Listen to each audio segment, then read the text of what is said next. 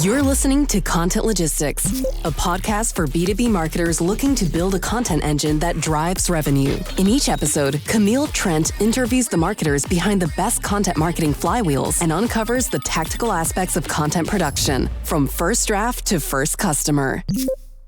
Welcome to another thrilling episode of Content Logistics. I'm your host, Camille Trent, and this episode is brought to you by Tristan and Justin over at Motion. They are a podcasting agency for busy B2B tech marketers. So if that sounds like you, if you are running a podcast, it's taking up too much of your time every week, you're wanting to launch some other content programs, but you can't because you are busy doing that. Or if you're just looking to launch a podcast, but you're constantly putting it off because you're not sure how you're going to get production done, you're not sure how you're going to distribute and redistribute that content, they are the guys to call. Today's episode is a special one in that it was previously recorded guest episode that I did with Jeremiah at Databox. So he runs Metrics and Chill over there, which is a very good B2B podcast. I recommend you give it a listen. They go through just growth frameworks that different marketers use and specifically the data. So my metric that I shared on that show was how we were able to double our newsletter subscribers for PeerSignal within my first 90 days there. So give away some good tips and tricks. Jeremiah is also a great interviewer, so hope you enjoy. Camille, thank you so much for coming on the show. I'm really excited to chat with you. Like I said, I've been following you for a long time on LinkedIn. I know you primarily by your avatar, so I'm super excited to meet you and actually get to chat with you. So yeah, thanks for coming on. Thanks, Jeremiah. Yeah, no, it's a long time coming, and big fan of Databox, and I think using John's words, like you guys are a true content brand. So excited to talk content. Awesome. Yeah, you're the person to talk with. You've had some really compelling posts. I literally copied and pasted one of your last posts in your so I get the quote right and can ask you about it later. Maybe we'll get time to nerd out on some stuff. So I guess for those who aren't aware and aren't following you, can you give the 30-second breakdown of what PeerSignal is and now recently launched Keyplay is? Yeah, sure. So in a nutshell, PeerSignal is the media brand, and then Keyplay is the SaaS brand. So we really wanted to make it that simple and draw that line in such a way that I'm actually really the only full-time employee in a way at PeerSignal, whereas everyone else on the team is basically full-time Keyplay employees, right? And so, yeah, drawing so that line, that distinction between the two, we felt would give us the right focus, I guess, and incentivize the right behavior, I guess is kind of the core reason behind it. So a lot of, SaaS companies are adopting this idea of media brand, and whether or not they're buying a media brand or trying to build it up. I think I can think of some good examples off the top of my head, but almost always they keep it under their brand's name, right? And so we wanted to do something a little different that I've seen others do in terms of one segment of their content. They may have a newsletter that's that's branded something else as a different name, right? But they'll have one piece of their content strategy about this, but to kind of make this a real media house and really research bar to the level of Gartner or Forrester, that type of level of this is kind of a true respectable research entity. I think that we had to make those things separate. And I saw this was tying into another post, but when you say research entity, you're really talking about the most difficult form of producing content, which is doing all your own original first party stuff where a lot of people do roundups or crowdsource knowledge and things like that. It sounds like you all are taking a very intentional you're going to do this the hard way, and most, I'm guessing if not all, the content you produce is first party research data. Yeah, that's a good question. And honestly, a big reason or thing that drew me to the role was the tools that we already had in place to be able to, I felt, pull this off, right? So for one, Adam had been publishing this weekly, almost weekly newsletter for about a year prior, essentially using this kind of first party data, right? And first party curations of of data. And so it's unique. Like you can't find it anywhere else because there are own indexes, right? In the way that like Fidelity has like their own indexes, right? For SaaS and things like that, we have our own indexes. And so to be able to have our own data and then have a little bit of a system for analyzing that data. I think our best example is like our hiring tracker. So we have a hiring tracker. We have different fields and columns, that we can sort by and slice by.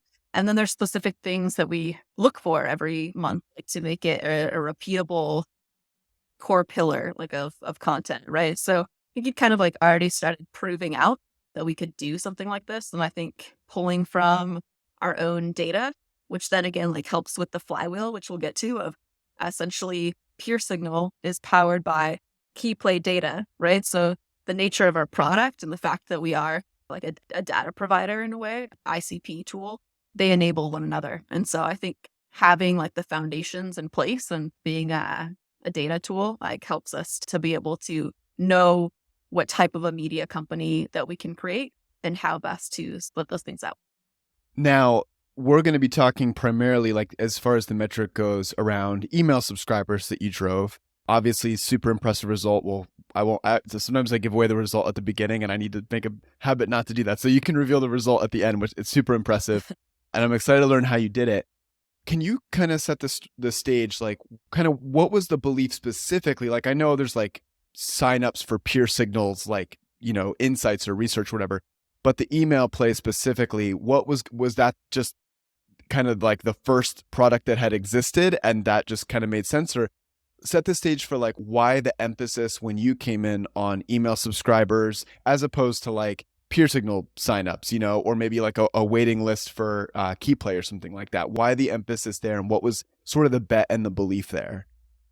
Yeah, no, great question. So I should probably start out with like, what is PeerSignal for people who've never heard about it or come across it? And essentially it started out, our two founders, we have Andrew, technical co-founder, and then Adam, more of the business co-founder. They were wanting to study go-to-market plays across B2B SaaS, right? So essentially like how are B2B SaaS companies going to market and which ones are winning and why, like trying to uncover the why, right? And so this is really just like a passion project. At first, they didn't know exactly like what they wanted to build, but they knew kind of who they wanted to build for. Adam had built like a few other businesses in the past, has a marketing business background. And so I think building for that go-to-market community, both like sales and marketing professionals in this space, they knew that they wanted to create something for that persona, and they didn't know exactly what, right? So they started with PeerSignal databases, which are really just a curation of interesting data that would appeal to you or I, certainly appeal to them. So a couple of those data sets are PLG, a way that you can like study, who's doing PLG in the industry, what that means, like how we're defining it, and then specifically like what's the difference in like their go-to-markets, right? Like how do they do that different than like a traditional B2B company? What are the trends there? What are the differences? So we kind of like go into that, analyze it. We have another one that's just specifically about B2B. It's like a little bit broader. B2B index between 5 and 5,000 employees. So you have your Cloud 100s, you have your like big tech like indexes out there. So we wanted to serve more of like the startup phase and see what that stage of company was doing. And then we have our hiring tracker, right, which has a lot of overlapping data, but is really a way for you to look for jobs like especially within like the sales and marketing. So especially useful to folks right now who are looking for like sales and marketing jobs, like specifically within B2B SaaS with some of those layoffs that are happening. So those are kind of the few that we started with. And then we started adding galleries, which are galleries of homepages and pricing pages. So again, you can just get inspiration from what others are doing, compare. Like it was especially useful as we just barely launched our product. So that's what is a long way to say that's what PeerSignal is, right? And then from the beginning, Adam was creating these newsletters. So weekly newsletter, which is essentially just a way to deliver the analysis and like the reports from that data set, like a way to kind of translate that to the public. Obviously users were coming in and basically being their own analysts, or salespeople, for instance, were using our data sets to, come up with target lists and get inspiration of who to sell to, like based on some different criteria that they plug in. So basically a lot of different use cases for it, but I think the average person might not know exactly what to look for, and we have the whole back end of ability to slice it up. So it was kind of like our way to deliver this like very data-backed B2B SaaS report that's really not been done in that same way before. And especially I think with all of the hiring movement going on last year with this like big boom of hiring, right? And then this year with some of the layoffs, right? Like it's been like a very dramatic year for tech. And so because of that, I think there's been a little bit of a demand for data-backed content around that. That was our like media entity to start, right? Like we don't have a podcast yet. We don't have like events yet. And so that's really like why we started with like, let's focus on just like growing our audience. And we thought about that as, like LinkedIn connections, followers, audience, like really building more around like our personal brands to start, just because that has more reach and like more ability to kind of start a real discussion with folks and really like gather those insights for what we should build next and do next for the community. So we were focused on like follower growth there, because every time he would send a newsletter, we'd basically do like a LinkedIn post, typically with a carousel with it too, which is almost like a breakdown of what happened in the report in the newsletter. So, basically just meeting people where they are. So we're focused there, and then we're focused on emails, right? And when somebody signs up for PeerSignal, they sign up through their email, right? So it's mutually beneficial for us, where we have members of our portal, basically, members of our like PeerSignal hub, but they have access to like all of those resources that I just mentioned. They can access anytime, but then also they'll be on our newsletter list, right? And so we'll send them weekly newsletters. So with all of that considered, like a big reason why when I first came in, I started with, how can we grow our email list was speed up the learnings, right? Like if you add more of an audience in one place, then you're getting more insights, you're getting more scalable data too. And I'm just a big believer in like doubling down on what's working best. So I think like two other reasons were like the very first thing that I did was basically just search PeerSignal within LinkedIn and see like what people were talking about around it, how they were talking about it, what they understood of it, right? And a lot of times they would mention the newsletters, and Adam mentioned, and added some screenshots from people who replied to the newsletter, like really common that he'll get replies to the newsletter. So I think just knowing that was the most popular piece of what we were doing so far, it was just a matter of doubling down. So, and again, like signups, the main way to sign up even for the newsletter right now is to sign up for PeerSignal. So it serves both purposes of, becoming like this go-to resource for our target audience, but then also basically showing people the content that they want most or that they value most, and focus like doubling down on growth there. So basically, like in this case, before Keyplay came about, PeerSignal, like the product kind of was content, these curated insights and like unique research points and things that people were interested in. So the newsletter was the very first channel to distribute that out. It was the first marketing channel. It was kind of the pillar channel. It's what was working the best. You were getting good responses from the community, good feedback from your customers. And it was directly tied to the product. It sounds like if you join the product, you also end up joining the newsletter. So that makes a ton of sense. So what was when you came in, I'll let you kind of tackle it however you want. Do you what were sort of the levers you pulled when you came in and you decided to try and focus on growing this? Like, was there a series of levers, or what was kind of what was your thought process when you came in to grow it? Like, did it go to getting more people to share it? Like, I know you mentioned LinkedIn Personal was a big lever that you pulled. So yeah, can you walk me through like a few steps of like how you actually took to grow that? Yeah. So going back to kind of, I don't think that thinking about LinkedIn as a distribution channel is exactly right, but that had been an effective way for us to distribute the newsletter thus far, right? And so basically just seeing Adam's success on there, it was like, okay, how can we continue to do what you're doing, like at a high level? So yeah, continue to do those decks, continue to do the long posts. But then, I had like a decent following, I suppose, as well. And so the easiest lever to pull was essentially like funneling a little bit of like my overlapping audience like, into PeerSignal, right? And so the way that I did that was essentially just I would assist with the promotions. And so a strategy that I had seen work pretty well at Marketer Hire with our newsletter there, which was again like one of the most popular, content pillars, was the day before the newsletter would go out, there would be a promo post like strategy as well, right? So you'd have a post essentially like teasing the newsletter, have kind of like a last chance to sign up, not using those words exactly, but essentially, yeah, just teasing like what's about to come. And that kind of goes back into like my I guess philosophy of building in public too, right? So it's a way to build in public, and then it's also a way to kind of have almost like a mini marketing strategy like around every send, rather than just like set it and forget it, which is I think what most people do with their newsletters. But yeah, so that was part of it. We experimented with a couple different formats. We added a few different like kind of posts to the schedule where there was a promo post, and then the day of, Adam would still do his deck posts, which I would help with, and then I would also add a post as well. And during that time, I just kind of experimented with a few different formats depending on whatever was unique about the content that week. So for instance, when we had a big release like of a new gallery, which was the homepage gallery, then took a GIF like sort of screenshot of that gallery, like seeing is believing. And so including that directly in the piece of like, here's what we built essentially, and thinking about it almost as like a product rollout. That additional format got a lot of love and got that kind of like initial boost in the first, I think, week or two. So it was kind of just lucky on my part coming in when they'd already built this great resource for me to share.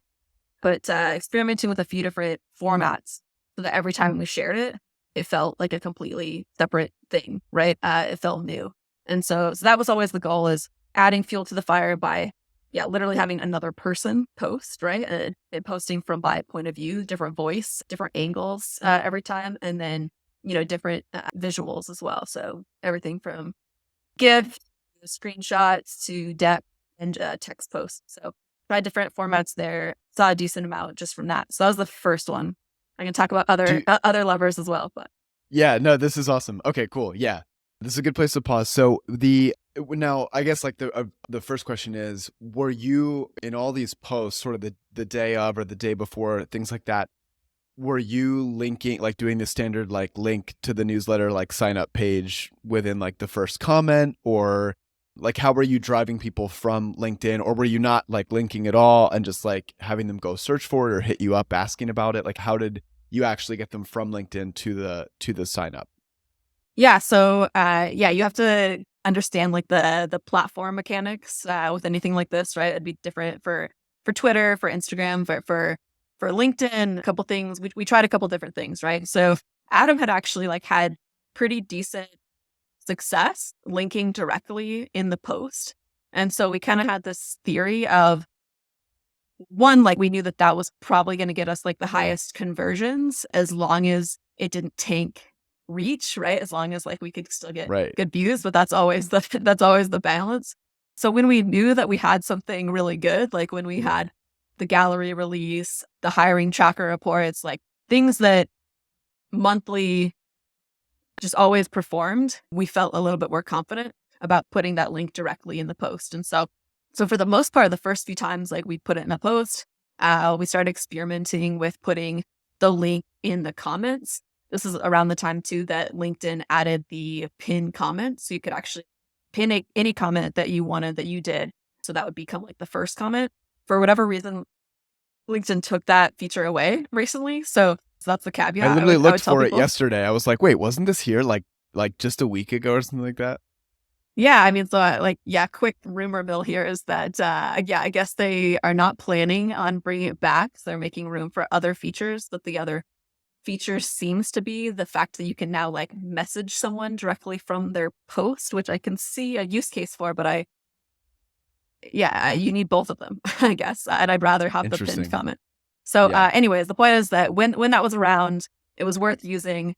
And so I would like pin a comment. But for the most part, whenever possible, we try and put it like directly in the post. And in some cases, put it in the post and then you put a separate link in the comments. So an example of this was we had a landing page set up for a campaign that we'd done, or like a content piece that we'd done for the Cloud 100. So we'd done like our own analysis on the Cloud 100, kind of measuring what their, or looking at the trends in their go-to-markets, right? So like, what's a sales and marketing strategy at a Cloud 100 versus like your average, SaaS company under 5,000. So we had that, and we had the ability for anyone to get a hold of the spreadsheet and essentially like do their own analysis on it as well. And we had that essentially gated on a basic landing page that would allow you to like sign up for our newsletter, get access to the sheet, or to this Google sheet that we put together. But you wouldn't like have to sign up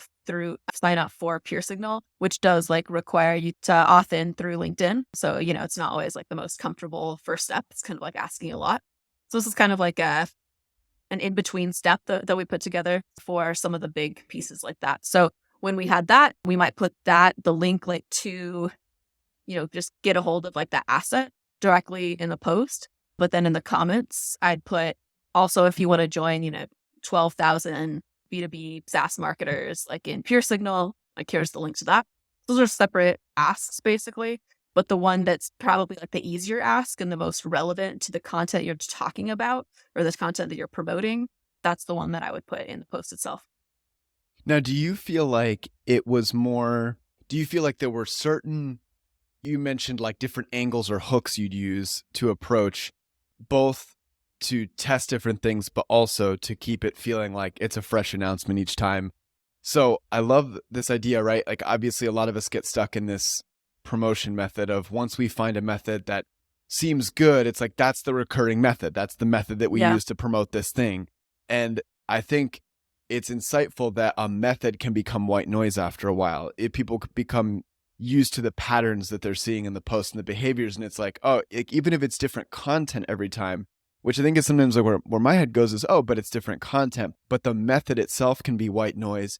Do you feel like the different posts that you experimented with, was it more influential that one or two like really were good, or do you think the more powerful effect or the more cumulative effect was just that you changed the angle at all every time? Do you know what I mean? Like, was it more impactful that you experimented, cracked the code, and kind of found one or two angles that no one was doing and the extra caught attention? Or do you think would your advice be that it's more important just to keep changing angles on general, just to keep it from being boring and kind of stale?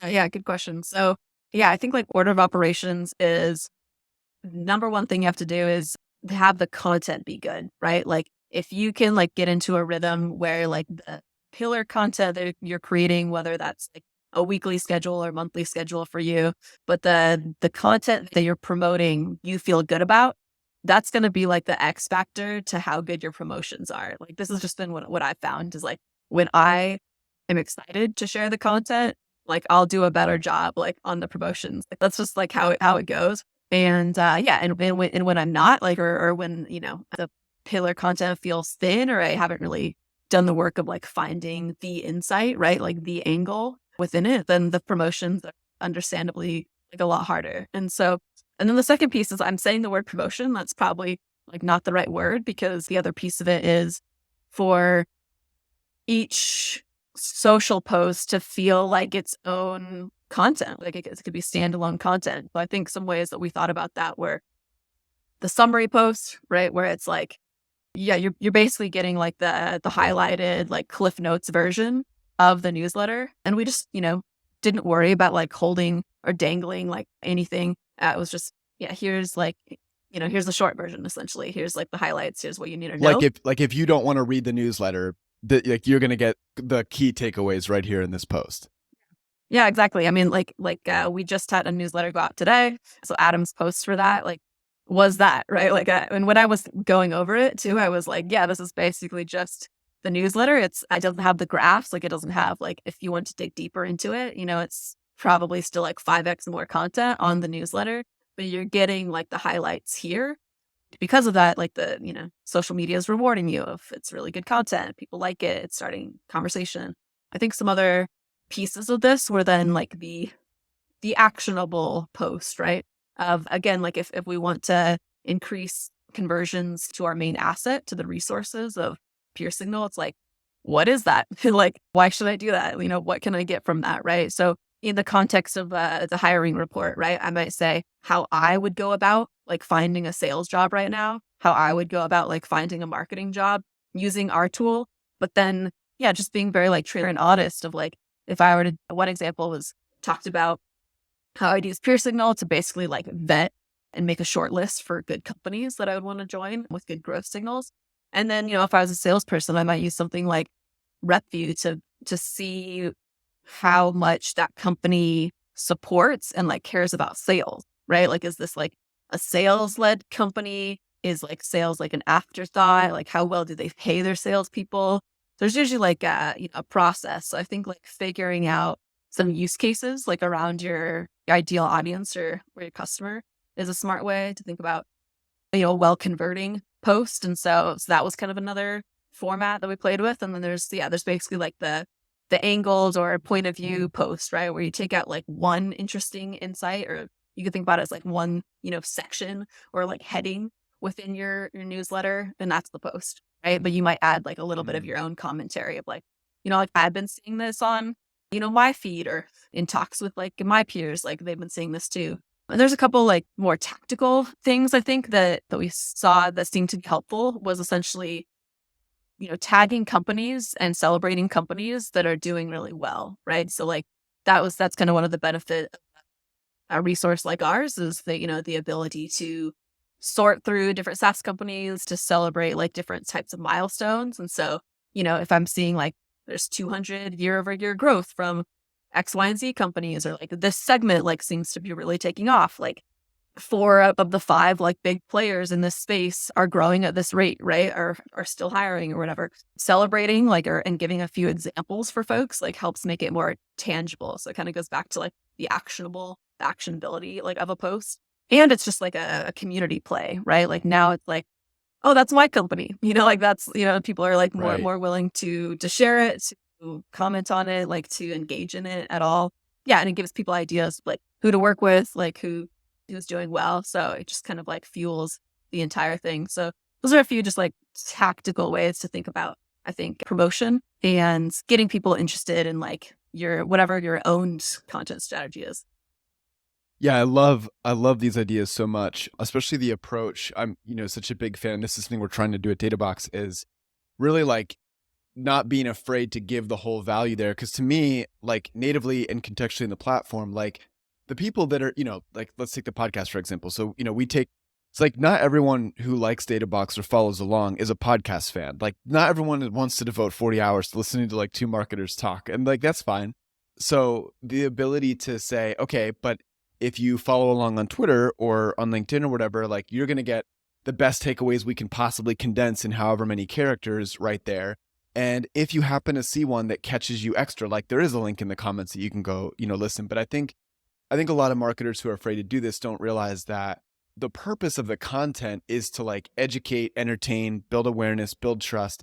It doesn't so much matter, like for all the talk of like owning your audience and email and things like that. I don't think it matters, at least my opinion, that it doesn't matter so much like where that's happening. The point is that you have your target audience and whatever platform they like the best, you be there with that thing, giving the best value. So I love the way that you're thinking about that. And yeah, I'm just writing down furiously all these notes for when we, launch our newsletter, especially the community piece. Like I love this idea of this would be a company I'm guessing featured in the newsletter, and then you would tag them and like say something great about them, or you would like they would normally be in the newsletter and you're kind of publicly like letting them know that they're in it.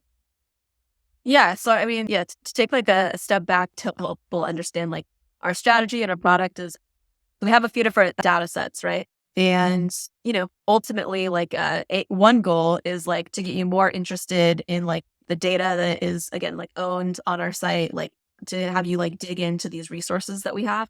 And so I think thinking about those pillars and thinking about like the different ways that might get somebody interested in that, or the different ways that they provide value, and translating that helped us get to that point that you're talking about. So for instance, like going back to the hiring tracker, or really like the B2B one, the PLG one, it's like, okay, if I were to, how would I use this, right? Like, and like, how can I make this actionable? And if I just wanted to know who's succeeding right now, I can get kind of creative with like what those filters might be and like what you might look for. So I'd add in a few different like filters and like criteria for it. And then, and then you'd see kind of like this like top list of companies to work for or companies that are growing and insights into like what sectors are succeeding.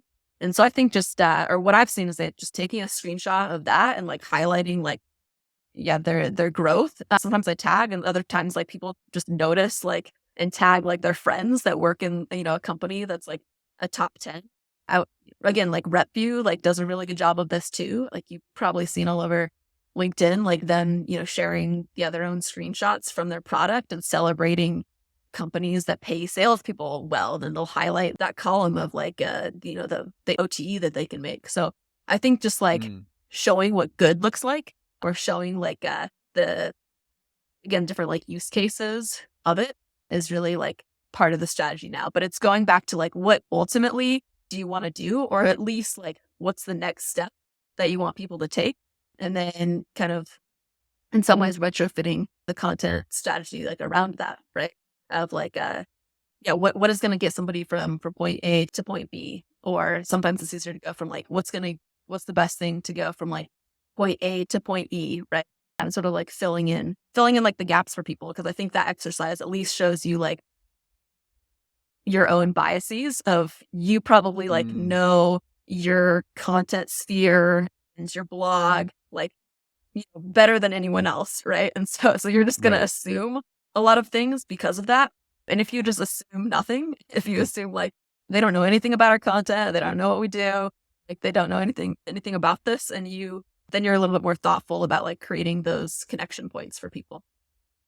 I think that's such a hard step for even like content marketers to take is that like, no, like, let me be in a starting place of assuming no one cares. Like no one, like, cause that's, it's really the reality for a lot of companies. Like people are going to start off by not caring. They came to LinkedIn to kill some time or to browse or to learn something new or to check messages, and they don't care. And so it's like, how do you take them from zero, from like not caring to like the interested stage? Like this is relevant and interesting to me. Oh, if I keep reading, this is going to like illumine something or answer a question I've had, or like this is I disagree with this. It's sparking some like feeling in me, to then like this final stage of like exploring more. So yeah, I love the framework that you're approaching with here. Okay. So LinkedIn was obviously a huge play for you all. Were there any other sort of channels that you utilized or like other levers that you pulled besides this?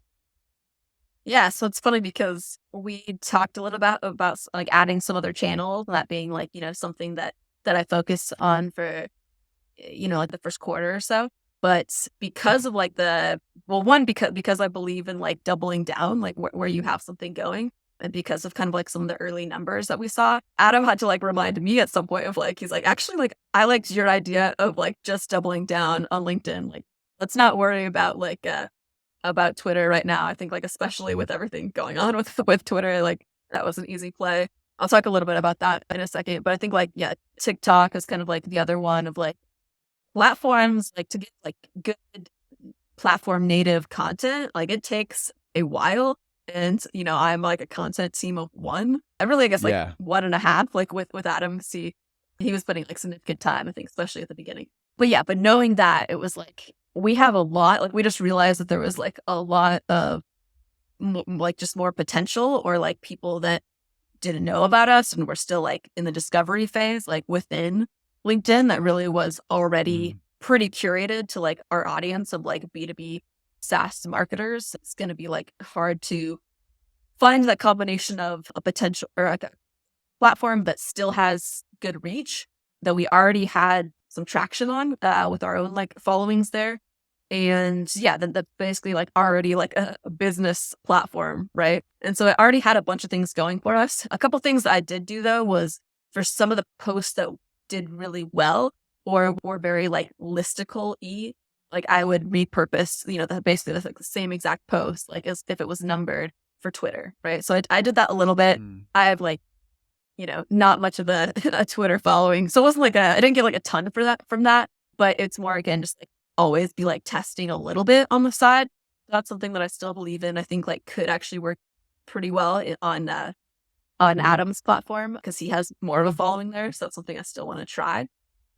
There's that. And then there's Twitter for more of, again, like I see with the type of thing that we offer with data and like this database and just, again, like seeing the reaction of us posting videos and screenshots. Like I can see like a whole play that would work really well on TikTok, even if it was just for our hiring tracker, which I think has like that mass appeal, to help you do well, virally there. But so I made I made a TikTok video, but like that's giving myself a lot of credit because it really was just like, it was just like a video screenshot that it was a vehicle for me to get the video, if that makes sense, and then post that video like on LinkedIn. So I see like that as an interesting way to think about it too, as it more of like a creator platform with some better like features than LinkedIn has right now. And then you might, get like a little bit of a boost like from TikTok itself and be able to kind of slowly build there. But then it gets you, some additional content types that you can then, ultimately post on LinkedIn. So short answer is you should always be doing like a little bit of like experimentation on the side as long as you're not too distractible, if that makes sense. So I think like the lesson for me was like, I had originally said like, let's essentially like squeeze as much juice as you can from the lemon is probably the best like analogy, like from a platform. And then, once that starts like plateauing, maybe think about like adding another platform, but knowing your own resources and, a team of like one and seeing essentially what we're able to get from that in a month, like was the play. And so we both kind of had to, I guess, remind each other at times like that was the focus. Yeah. I mean, especially there's, by the way, there's hundreds of marketers of one right now breathing a sigh of relief that they don't have to do anything more than focus on what's working, because I think it's like, it is really tempting. Like we've been talking internally, here at Databox about like, some 2023 ideas. And it's like, there are so many opportunities. Like there really are like, there's short form video opportunities. There's long form educational opportunities on YouTube. And then I just think like, there's even so much more we could be doing on Twitter, right? On LinkedIn. So like, it's very, very difficult. And I love the focus to like, almost like don't a lot, like, like you said, this I'm taking from it, like 80 or 90% of your focus and efforts going on, like squeezing everything out of what's working with maybe 10% like micro tests, so that when eventually the well starts to run dry, or not run dry, but you feel like you're plateauing, hey, I've been doing these micro tests for 6 months and here's the one that's showing the most promise, and maybe jumping over to that. I was curious from the content standpoint of your newsletter, did you or Adam make any changes over time? And if so, like to improve the newsletter, what was that based on? Like I would have, like we're shipping our first one out into the world, and it's hard to imagine that that's going to be it in perpetuity, right? So I know you mentioned he was getting a lot of replies, which is amazing. Would there ever be like feature suggestions of the newsletter that you would take, or did you see any of that on social? And did any of that feedback lead to changes in the newsletter? Or if not that, like, were there other things like, hey, we're seeing no one's reading past this certain point, let's scrap this last section? Like, how did you think about curating and improving? Actually, because you referenced in the beginning, make the content good to begin with. How did you continually refine making the content good to begin with? Yeah, great question. So I think first off, I went through like the whole archive of issues, right? So I really wanted to understand like his voice, like how he analyzes the data. Because ultimately, like when I came on, it was like he's still chief analyst of sorts, like analyzing the data. But we talk about what type of answers we want to get from it, right? Like what type of charts, what type of data we want to, or what type of answers we want to get from different data questions, if that makes sense. So we'll have kind of like a, a little bit of like a brief before he analyzes the data. And then, he at first like would take all of the charts, have like a little bit of like a caption underneath them of his kind of like quick interpretation of each of those things. And then to kind of like systematize it, like the small things that we did were like, this is great. Like you basically just written like a rough draft like version of the newsletter. But eventually like just having him export like those images, and then like I can help more with like the interpretation and like the just analyzing like the data, finding like the storylines, like finding third-party sources as well, and like insights to add in there. Yeah. So first it was just about like, what are we doing now? Right. Like breaking those up into kind of sections or segments, I guess, is probably maybe the best way to think about your newsletter is like the best letters have figured out how to like operationalize, like Morning Brew crew has like talked a lot about how they did this. But I think like for us or for me, when I'm like first looking at it and how I would analyze it now is at the beginning, there's like always some form of social proof. So, like for me, one of the first like sales and marketers to join like our community and the number of people that have been there. So like one of the first, 12,562 marketers that like joined. And then there might be like a little bit of a recap, or there might be a little bit of a recap of like what happened last week. So if there was a significant moment of like, things that happened in hiring or, our Keyplay announcement, we might link out to that. So it might be like a little bit of like a recap on the week. And I feel like that just makes it a little bit more like human and less isolated. Like it's just kind of like this ongoing conversation. So we'll have that at the beginning. Also, let's go about the italics at the beginning. And the intro, we always link within the first like 30 lines out to his posts. So we'll have kind of a sister post that's essentially the recap of the newsletter. So I think it's important to, when you can, create growth loops for yourself and just connect like all your pieces of content. So traditional way of content marketing, like you would have like a whole internal linking strategy. You'd have a backlinking strategy, right? It's kind of the same idea in a way, right? So it's like linking out to the short promotional pieces like around this. And that also allows the newsletter to be a little bit more of an open conversation because so we'll have that at the beginning. It'll link out to that.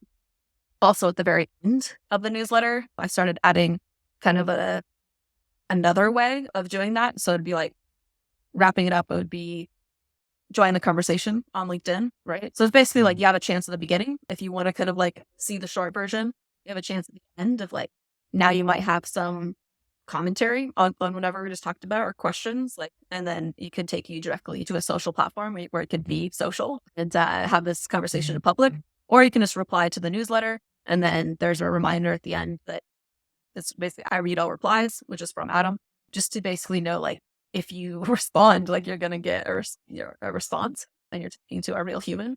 So I think any chance you can, or any opportunity you can like use to humanize a newsletter. I think there's like a fine balance between what I mentioned of operationalizing a newsletter and feeling very like cookie cutter and like this human aspect. And you need to, figure out both so that it can become like a repeatable motion for you and not be this like stressful thing we have to do every week. Some other pieces in there were just, it's a little bit different because ours isn't quite like other newsletters where they have, like the tweet of the week or different things. But I did start breaking things up into headers, right? So like essentially identifying like a few themes within the analysis, right? Of trying to remember what this last one was. There were kind of two different things about like silver linings for startups, like within hiring. And then, there might be like a specific section about like silver linings for employers, silver linings for employees, and then go to market insights and some of these things. So you kind of just like see the stories or the micro stories within there and how to split those things up.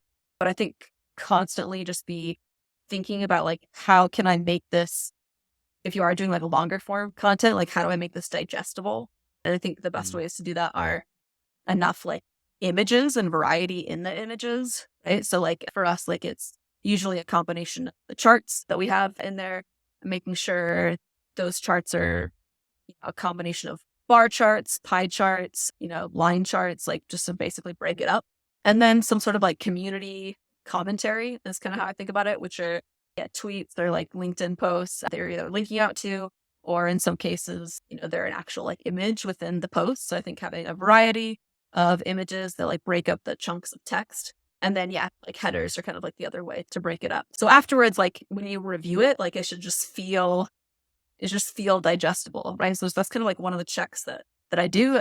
So you're doing the technical check of making sure the links work and everything, but you're also looking for like variety of imagery, like, variety of like numbers and letters essentially, right? Like your qualitative data and your quantitative data.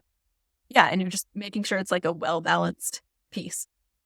I love it. This is like just one of the awesomest summaries we've had on like how to make something like good from like a tactical, actionable perspective.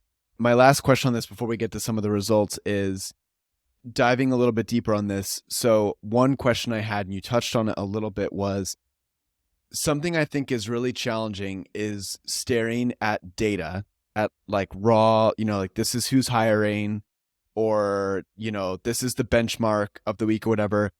But then like, how do you determine? It feels like the whole unlock, comes in the form of, so what? Like, what's the insight here? What's the takeaway? Like, it feels like you could get 5 people to look at the same piece of data, whether it's a graph or a benchmark or a trend or like whatever. And if you just post it, on social, it's like, okay, marketers like, oh, okay, this is the hiring trend, or this is, the average among, people in B2B SaaS or whatever. What was your process? Like, this seems like a very challenging thing to come into a company where everything is kind of, it sounds like in Adam's head. Like, it sounds like, I know I've been a part of things where like, it's very difficult when someone's very talented and good and they can just pull these insights, and then like handing that off is not easy because there's just sort of this gut, like intuition and skill certain people have in doing that. So were there any like processes, or like, how do you think about that for people that want to do similar? There's companies listening that have insights they can share. They have raw data they can share. Selfishly, I'm thinking about us. Like, we just rolled out benchmarks. Like, there's some really key insights and interesting data. How do you transition from like the so what to like the angle on value, and make sure that you're doing, first of all, a good interpretation, like it's actually the right interpretation of the data, because that's one thing. But the second thing is that it's not just right, it's like actually relevant. So yeah, any thoughts you can share around that, or like what that process was like for you? Yeah, okay. So I think like the biggest thing with like taking the role to begin with, like you have to make sure like the content marketing role that you're taking is a good match for your skill set. I think that's like number one, is like, for me, like going to this role, it was like, do I want to be an analyst? Because like that's like a lot of this role, right? Like and like I did, like that's exciting for me. Like I've always thought, like, give me data and I'll give you a story. And so yeah, but if you're not that, like I know a lot of content people who would like don't like numbers, right? Or like or don't like a piece of it. Yeah, there's plenty of other like content roles too. So I'll kind of like get to that in a second. But yeah, assuming that you're up for it, I think like the biggest thing is like the mindset shift. And this sounds silly, but it was kind of like a matter of like, okay, I'm going to like take off my marketer hat for a second. I'm going to like take off my like copywriter, product marketer, like hats for a second, and just like put on like an analyst, journalist, writer, like all of those hats instead. And like your goals change like because of that, right? Like the goals for a journalist, like, or an analyst, like are much different. And so I think it was like the early conversations with Adam were like making sure that like he wanted content. So like it sounds, but like wanted like, and understanding like the type of content that he's done in the past and that he wanted to continue, which is really like unbiased data backed analysis, like and like translating that in an interesting way. So there's still a story, like there's still an angle,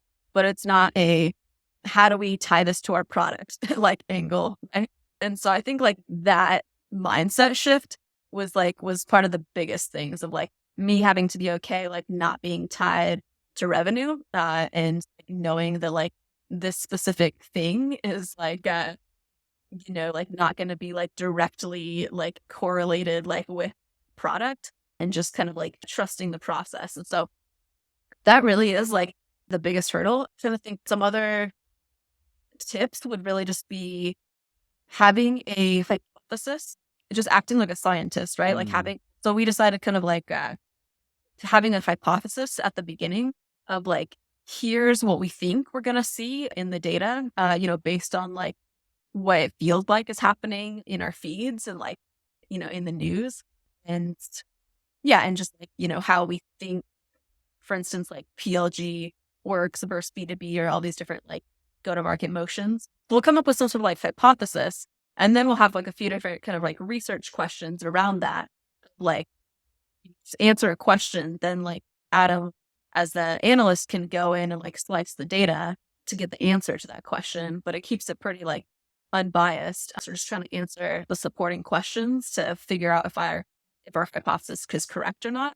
But ultimately, we don't care. Like, we don't care if it's correct or not. We're just trying to like find the answers. So I think coming up with those based on like, it's easier for us because like it's us as marketers, like B2B business people. What do we want to see? Like what's an insight that we want to see?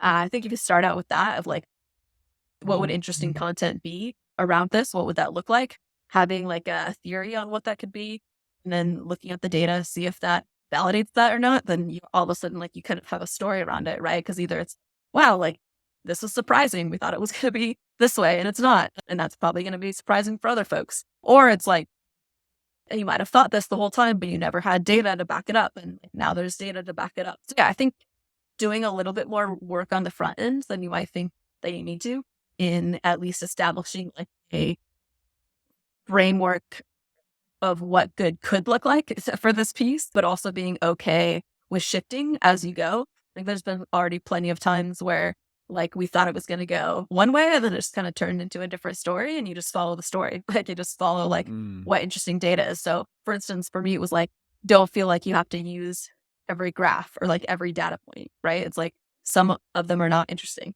And if that's the case, like just don't feel like you have to use it, right? So being like a good editor, I guess, on the back end. Yeah, I love this. It's so helpful. And I love the starting point. To me, having a hypothesis is like if you don't know, if nothing's jumping out at you, just pick a hypothesis to have. Like at least it's a starting point and you'll either be wrong or you'll be right. But I think you're right. There's something to like starting with that even if you're wrong, in being wrong, you'll find out what the right answer was. And then you can tell the story about that thing. So that, the way you're thinking about this is awesome. Super helpful. Okay, so as for results that you saw, so you've got this newsletter was sort of like the first pillar content.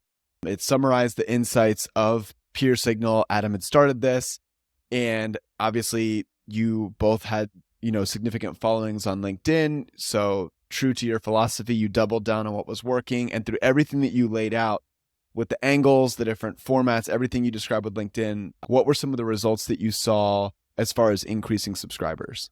Yeah. So when I came on November 1st was my first day. So it's been a month and a half so far, about 45 days. And so, when I came on, there's like 6,700 subscribers. And so, with that first release of the new homepage gallery, like we saw our most subscribers in a day. So we saw it like spike to, I think it was 1,000 subscribers. Wow. And like, that was like over the course of, I think, a week, but I think it was about close to that for the day. I might even be able to like pull this up or go.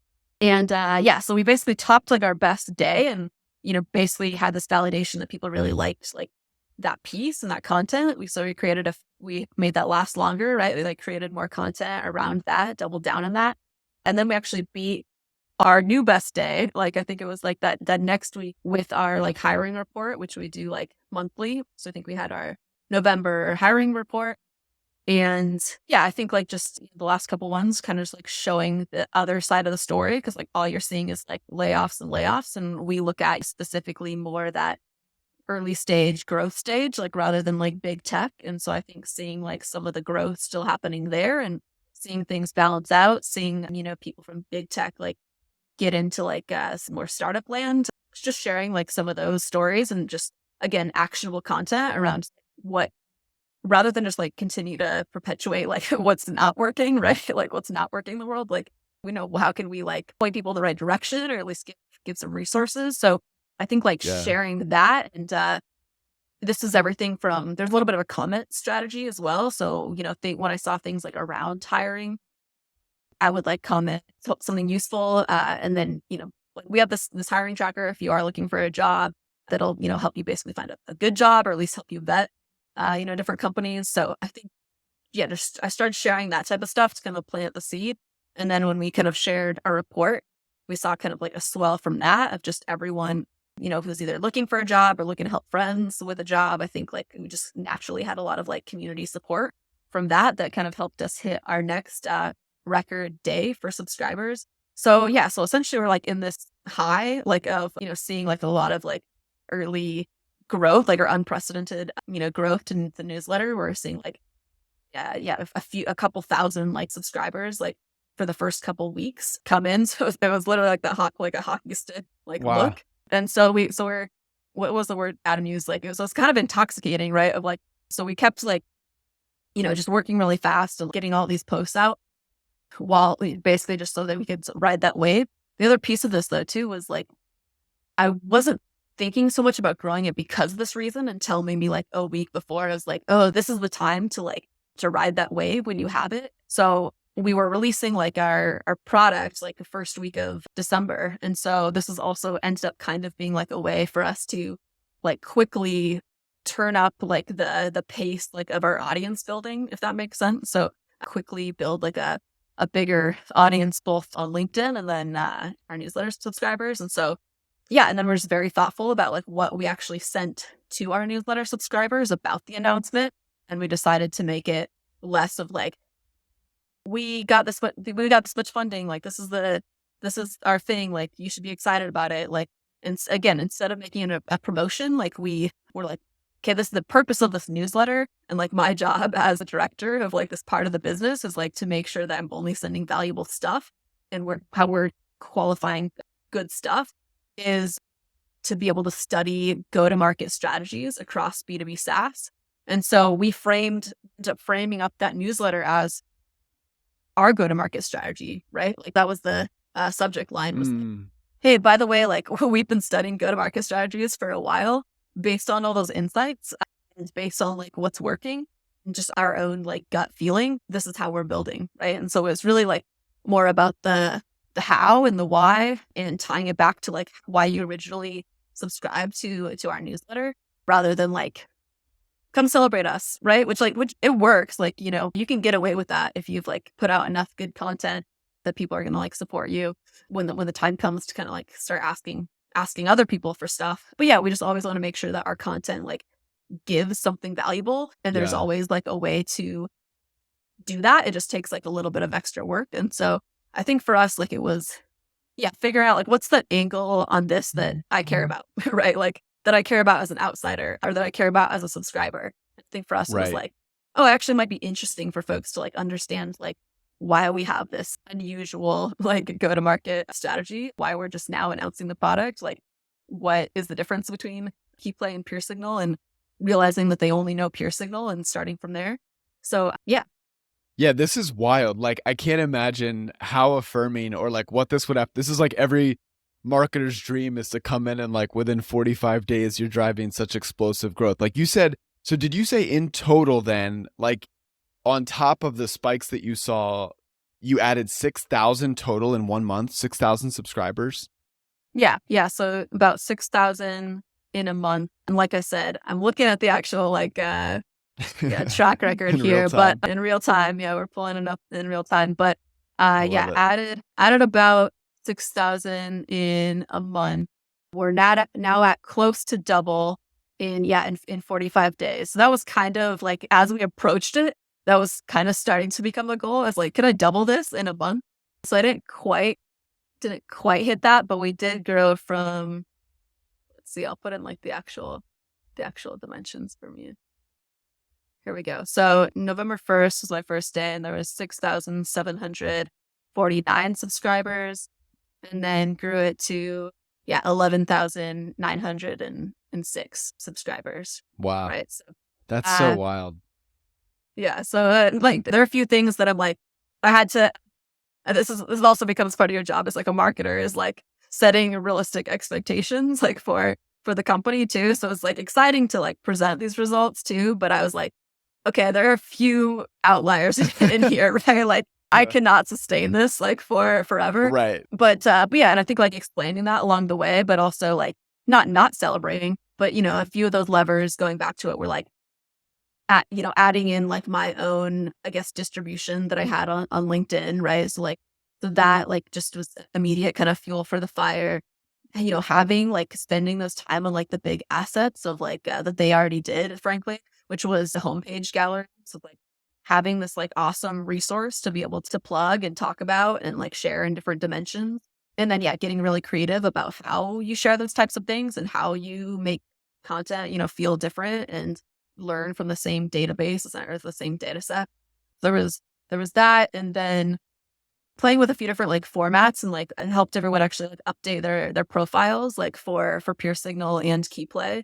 And we figured out, like the right way to separate, titles and things like that. But we had, different people like add a featured section that like links out to the newsletter. So there's kind of like some low hanging fruit, I guess. Like there's usually something like when you first come into a role, it's like, again, like how can we double down? So like doubling down on channel, had like a few like really good pieces already that like people just didn't know enough about. And so I think coming in and when you see something that's like your aha moment, which like for me it was like the hiring tracker, like the ability to do some like a little bit of newsjacking there. So another thing I didn't mention was like when that Meta news hit about like the Meta layoffs, I knew it was coming because I was doing that research and I was like working on that newsletter. So I knew it was coming that week. And so I had kind of like a draft for a post ready for that I basically just had to plug in like the number of layoffs because I knew everything else like besides that. And then when that happened to hit, I think like day before our newsletter was scheduled to go out. So it then became like the perfect promo post in a way of like, wow, Meta just laid off this many people, like here's what this means or here's what we're seeing, right? I think that was like my most viral post. Yeah, like in the time that I've been here. And that ended up being like the biggest like subscriber day was like that day. And the next day when the newsletter actually came out. Yeah, it's all incredible. I'm going to like totally digest this and use some of these ideas, for us moving forward. Camille, thank you for sharing so much. This has been really awesome. I feel like this is one of the most practical, insightful, helpful episodes for anyone looking to do more of the same. So yeah, just can't thank you enough for coming on. No, it's been a blast. Yeah, like let's keep it up and talk again soon. All right, sounds good. Bye. Thanks for listening to Content Logistics.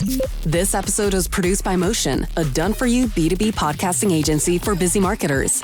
If you liked what you heard, please follow the show on Apple, Spotify, or wherever you listen to your favorite podcasts.